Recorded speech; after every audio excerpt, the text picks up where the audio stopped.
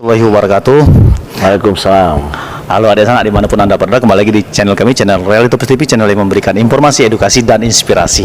Nah, adik sana di program podcast Bertandang hari ini kita alhamdulillah bertandang di salah satu hotel ternama di Kota Bengkulu, yang kebetulan juga ada alhamdulillah kita diterima langsung atau diluangkan waktu oleh salah satu tokoh nasional yang mungkin siapa yang tidak kenal kalau bukan abang atau om kita atau paman kita, yaitu Bang Rio Capella.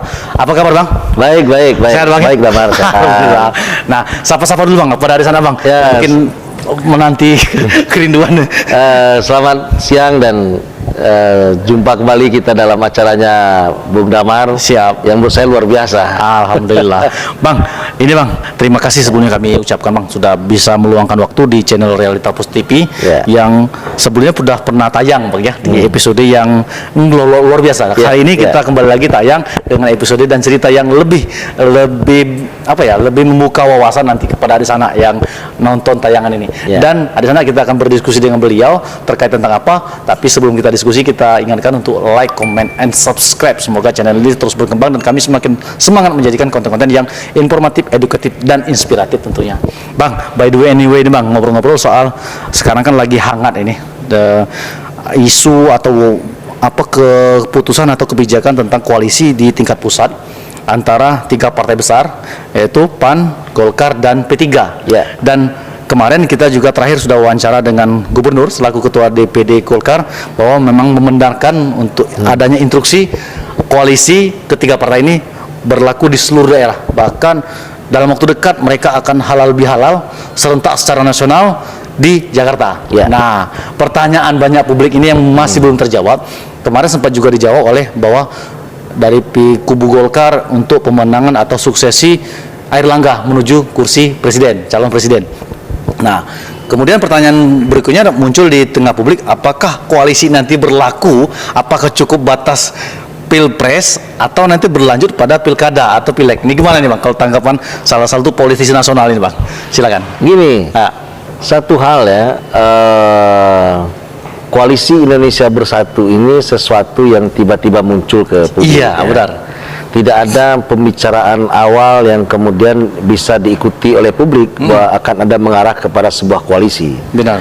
Nah, menurut saya ini sebuah langkah cerdas ya, yang diambil oleh Golkar, PAN, dan P3 ya, untuk bersatu dalam sebuah koalisi sebelum atau hari ini belum menentukan siapa capresnya dan siapa cawapresnya.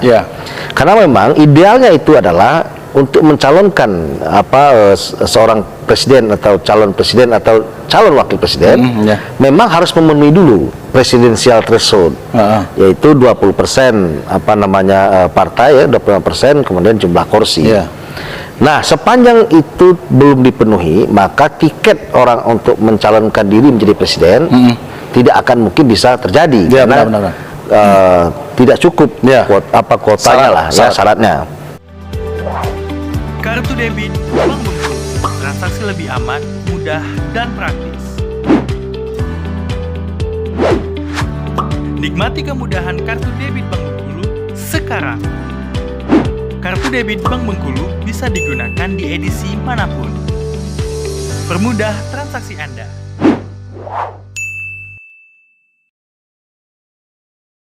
Nah, di situ menariknya, artinya tiga ini merubah peta kekuatan partai politik untuk mencalonkan seorang jadi presiden.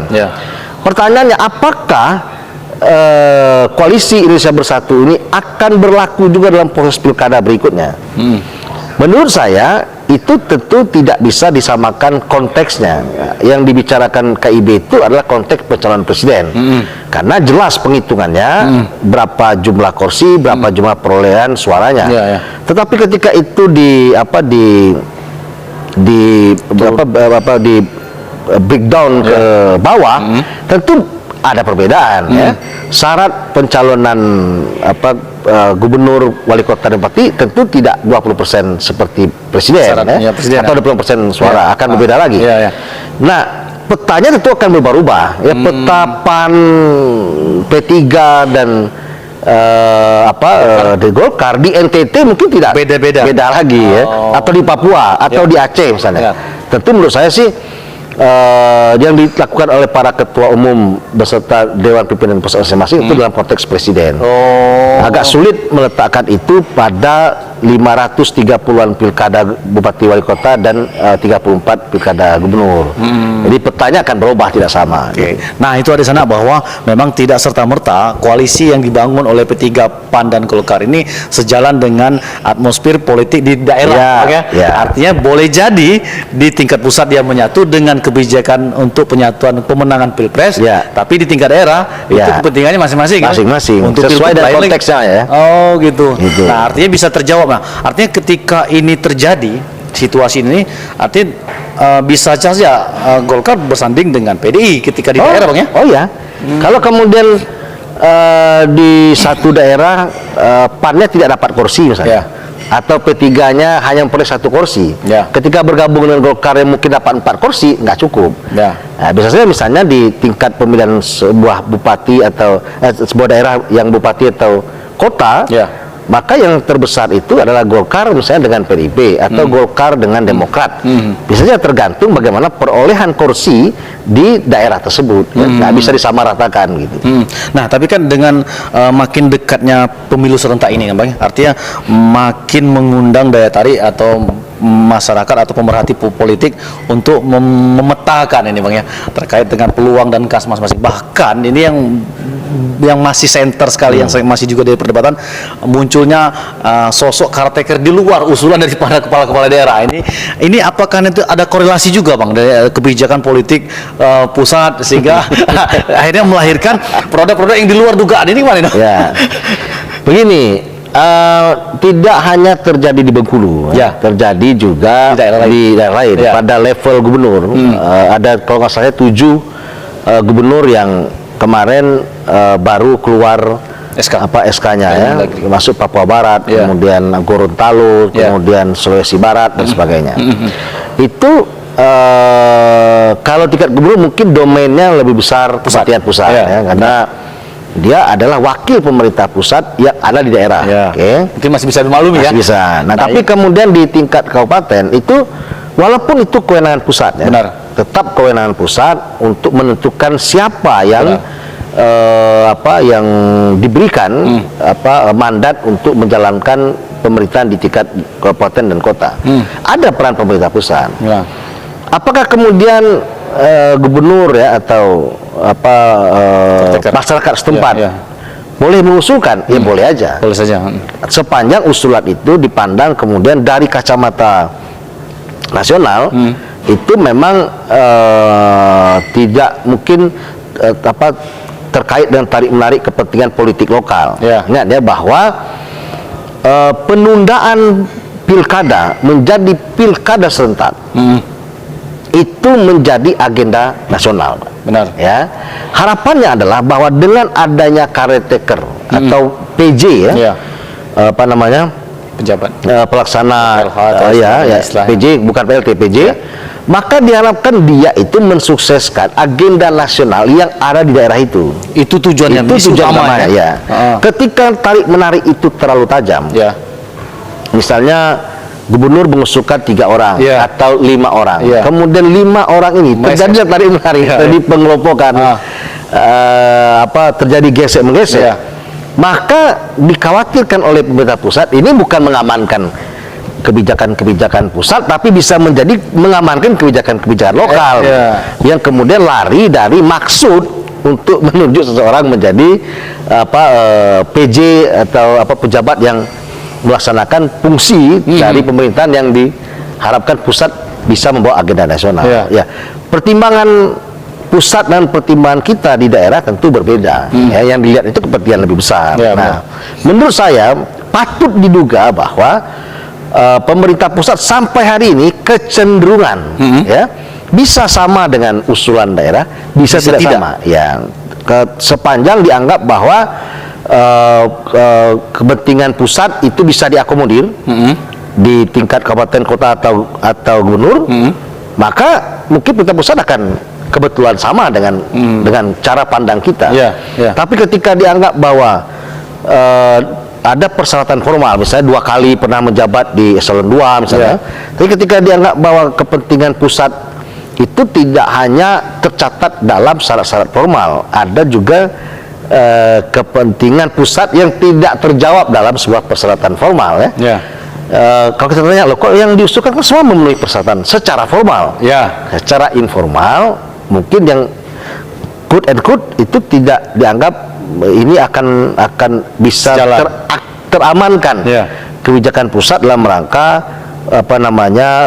pilkada serentak itu. Jadi menurut saya pusat tetap punya kewenangan besar dalam menentukan siapa orang yang akan duduk menjabat itu.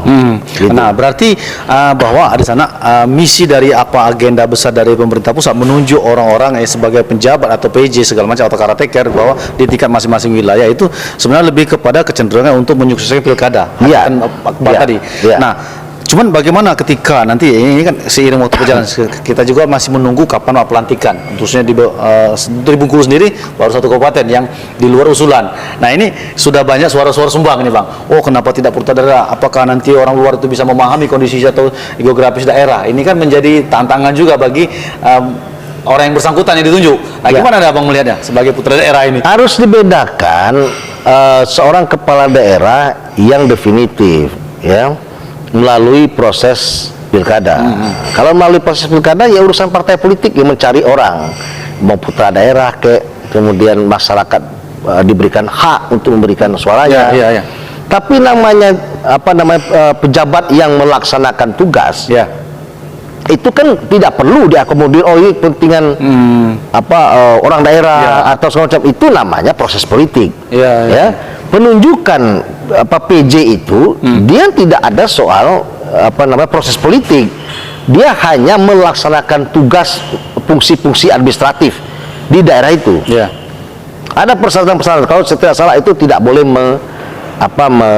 mutasi ya. Orang begitu duduk mutasi Langsung ya. Kemudian hanya setahun Ya. melaksanakan PJ itu, Ya. kemudian diganti lagi Ya, supaya kemudian tidak mengakar dan merasa bahwa dia adalah menjadi kepala daerah definitif melalui proses politik. Yang Ya. ini tidak melalui proses politik, dia Ya, hanya ya. menjalankan fungsi administratif untuk menjalankan fungsi-fungsi itu. Jadi jangan samakan PJ itu dengan wali kota bupati yang definitif. Kalau definitif iya mengajak semua orang terlibat, diusulkan oleh parpol, proses pemilu. Ya. Maka orang akan cenderung mempertimbangkan yang kita pilih adalah putra daerah misalnya. Tapi kalau pemerintah pusat dan kota-kota harus kepentingan putra daerah, Ya. itu menurut saya Tidak relevan. Tidak relevan gitu. Karena dia bukan definitif. Ya.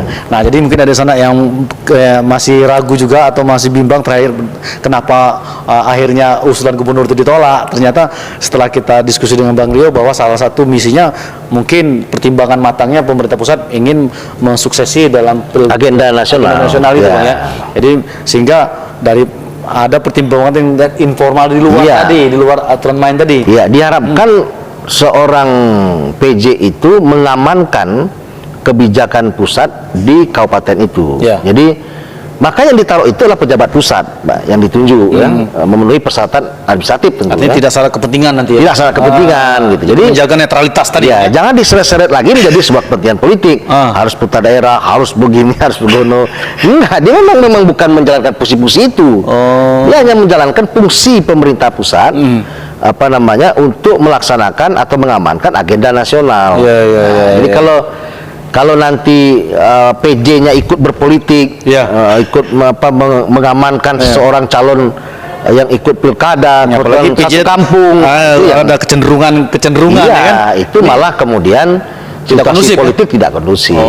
Begitu. Menurut saya sih fair aja, kan sementara aja. Artinya memang masyarakat juga harus bijak juga melihat apa ketika ada keputusan yang di luar ekspektasi masyarakat.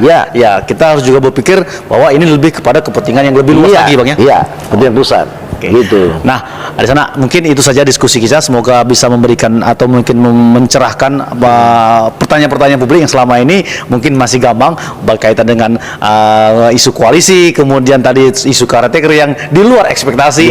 Dengan penjelasan Bang Rio ini setidaknya bisa memberikan pencerahan sehingga masyarakat tidak lagi berhusnuzon.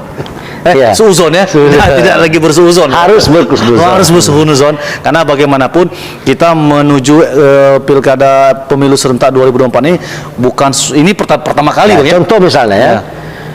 PJ Gubernur Sulawesi Barat itulah Dirjen Port, namanya Akmal, orang Palembang. Orang Palembang. Ya, jadi dia tetapkan untuk di Sulawesi Barat.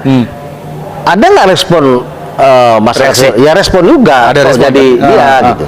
Pro kontra juga pasti ada ya. Bisa saja misalnya nanti untuk PJ Gubernur di Sumsel malah ditaruh orang Banten misalnya, atau orang Sulawesi ditaruhkan di situ. Supaya tidak terikat dalam permainan politik lokal. Jadi itu ya. jadi itu sudah mereka mengamankan. Itu sudah diantisipasi. Sudah diantisipasi. Jadi kalau misalnya Akmal satu orang Sumsel ditaruh menjadi PJ Gubernur Sumsel, nanti dikatakan dia diseret-seret, ya rawan ya, untuk terlibat dalam proses politik di tingkat lokal. Ya. Jadi kalau ditaruh di Sulawesi Barat, maka tidak bisalah klaim-klaim politik yang biasa dipakai dalam proses pilkada. Orang sinilah, orang asli, orang kampung itu nggak bisa ditemukan. Dan tugasnya itu mengamankan proses politik itu bisa terjadi pada 2024 akan datang. Gitu. Artinya kepentingan pusat itu lebih menjaga marwah pilkada ini atau pemilu serentak ini benar-benar netral. Ya, kecuali misalnya Paulus Waterpau, mantan Kapolda Papua, harusnya menjadi PJ Papua tapi ditaruh di PJ Papua Barat. Tetap orang Papua tapi tidak asli Papua. Karena Papua kan juga cukup luas. Karena dia pernah mantan Kapolda Papua dan Papua Barat, maka pertimbangan itu diletakkan agar lebih berkomunikatif, mudah komunikasi dengan masyarakat. Kalau untuk Papua mungkin ada pengecualian mungkin ya, karena geografisnya beda. Jadi memang penanganannya juga harus lebih spesifik lah. Spesifik ya. Oke. Nah Bang Guido, mungkin itu saja ngobrol kita Bang. Semoga nanti jangan bosan-bosan, kita akan ngobrol di episode dan isu-isu yang mungkin lebih menarik lainnya. Bang. Dan itulah di sana, semoga bisa memberikan gambaran dan wawasan, semoga juga bisa menginspirasi dan juga informatif. Dan dengan isu atau topik yang kita bicarakan ini nanti ya setidaknya memberikan dampak positif ya Pak ya, sehingga menjaga kondusivitas, stabilitas politik di daerah ini. Bang, kita harapkan siapapun yang ditunjuk dan akan dilantik dalam waktu dekat itu kita anggap bagian dari proses melaksanakan fungsi-fungsi pemerintahan di tingkat lokal dalam rangka mensukseskan agenda nasional akan datang. Dan tentunya masyarakat juga harus mendukung ya. Oh iya dong, harus. Jadi siapapun orangnya, sepanjang dia masih NKRI dan masih WNI, itu saudara kita. Bang, terima kasih Bang. Baik. Selalu. Oke. Terima kasih Dasa. Itu saja kami akhiri diskusi ini. Kami undur diri. Wabillahi taufiq wal hidayah. Wassalamualaikum warahmatullahi wabarakatuh. Oh iya.